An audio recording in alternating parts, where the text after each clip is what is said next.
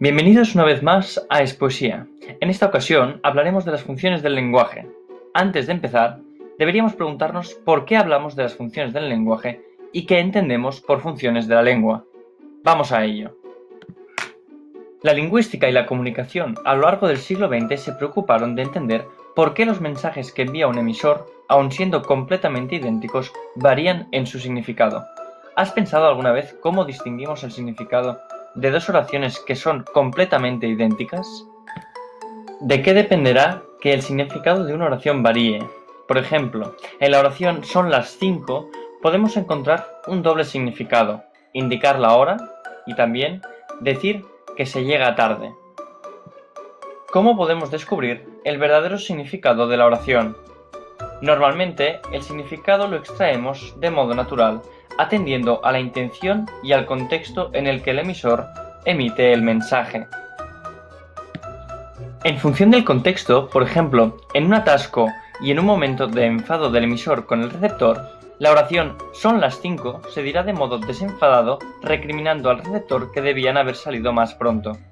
Al mismo tiempo, en una circunstancia tranquila, la oración simplemente tendrá la función de indicar la hora. Algunos lingüistas y pedagogos del siglo XX, como Karl Buller y Roman Jakobson, se dieron cuenta de la diferencia del significado en oraciones aparentemente idénticas, atendiendo a los distintos elementos de comunicación, es decir, el contexto, el emisor, el receptor, el mensaje, el canal y el código, que veremos próximamente en otros vídeos. La oración "¿me estás escuchando?" puede tener significados distintos en función del contexto. Puede utilizarse, por ejemplo, para mantener un canal de comunicación abierto y comprobar que la otra persona esté recibiendo un mensaje, pero también para poner al receptor en tensión y esperar una respuesta por su parte. En este sentido, Buller defendía que tan solo habían tres funciones de la lengua en virtud del emisor, la persona que emite el mensaje, y del receptor, que es quien la recibe. Jakobson, por su parte, decía que el modelo de Buller era muy superficial y defendía la existencia de 6 funciones de la lengua en función del mensaje, que era el centro neurálgico de la comunicación, y no en función del emisor ni del receptor. Las funciones del lenguaje, según la teoría de Jakobson, son 6, siempre en virtud de la relación que establece el mensaje que se envía con otro elemento de comunicación. Las 6 funciones, según esta teoría, serían la función referencial, la expresiva, la apelativa, la poética, la fática y la metalingüística. Vamos ahora a verlas con más detalle. La función referencial, también conocida como función informativa, es aquella que nos informa o hace referencia a elementos comprobables en la realidad. En este sentido, el mensaje coincidirá siempre con el contexto y la oración muestra un hecho real. Son las 3 es un claro ejemplo de la función referencial, en tanto que es comprobable con la realidad, es decir, con la luz del sol o bien con un reloj. Por otra parte, Jakobson detectó otra clase de oraciones en las que el emisor anunciaba hechos o circunstancias personales o anímicas. Estas oraciones, como "qué dolor de cabeza", expresan sensaciones o circunstancias propias del emisor que nos muestra en el mensaje. En este sentido, la relación entre mensaje y emisor es conocida como la función expresiva o emotiva. También hay oraciones que no se limitan a comunicar un mensaje, sino que esperan una respuesta por parte de la persona que recibe el mensaje, es decir, el receptor. Estas oraciones pertenecen a la función conativa, que etimológicamente indica que el inicio de la acción parte del receptor. Son también conocidas como oraciones apelativas, en tanto que apelan a un sujeto receptor. Por ejemplo, "coge el teléfono".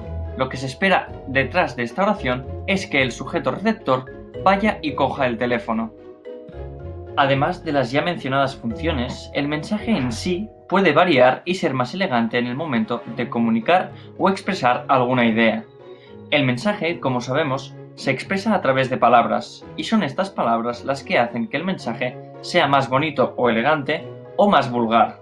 La relación entre la lengua en que se expresan las palabras, es decir, el código, y el mensaje se llama función estética. La función estética busca expresar de forma agradable alguna idea, y también se conoce como función poética. Podemos encontrarnos en ocasiones en la circunstancia de dudar sobre si el mensaje que el emisor envía o emite al receptor está siendo correctamente recibido. La función fática o relacional se encarga de comprobar que el canal de comunicación que utilizan ambos sujetos está funcionando con normalidad. Finalmente, podemos encontrarnos también con la función metalingüística. Esta es la última de las funciones y quizás la más complicada de entender. La función metalingüística es aquella que habla a través de la lengua, es decir, nos ofrece definiciones o nos ofrece hechos circunstanciales que tiene la lengua. Un ejemplo muy paradigmático es el que tenéis en pantalla. Pedro tiene 5 letras. Este ejemplo ilustra perfectamente cómo el propio lenguaje habla de la propia lengua. En este sentido, volvemos a relacionar el código con el propio mensaje, pero en un sentido muy distinto que en el anterior. Muy bien, pues hasta aquí las funciones de la lengua. Esperamos que os haya servido esta breve explicación. Recuerda que puedes suscribirte para recibir más noticias y consultar los enlaces para tener más información relacionada con más ejemplos que ilustran las distintas funciones que hemos estado tratando. Nos vemos en el siguiente vídeo. ¡Hasta pronto!